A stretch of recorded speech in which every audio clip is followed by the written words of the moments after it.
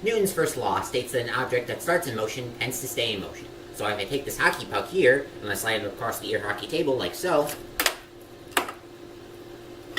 the puck will generally tend to stay in motion. And because it does this, it leads to some very intense hockey matches.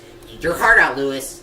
So we are going to demonstrate Newton's second law with these train cars. Now, Newton's second law states that the mass of an object and the acceleration of an object are directly proportional to the force of an object. And we are going to demonstrate this using these train ramps. So if I take this train car of a very light mass, and I put it down this ramp, and it goes down the ramp like this, it moves the car back a little bit due to the force it was carrying because of its mass and its acceleration.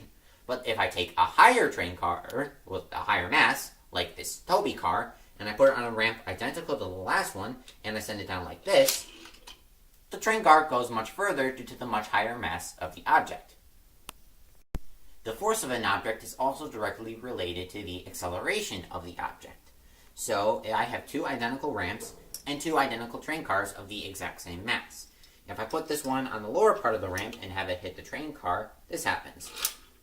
It goes just a little bit of ways because it doesn't have a whole lot of acceleration. But if I take this car of the same weight and I put it down much higher on the ramp and then I send it down like this, the car gets knocked back much further due to its much higher acceleration. So now we are going to demonstrate Newton's third law, which states that for every action, there is an equal and opposite reaction. And we are going to demonstrate this using two ramps of the exact same height and two cars of the exact same mass.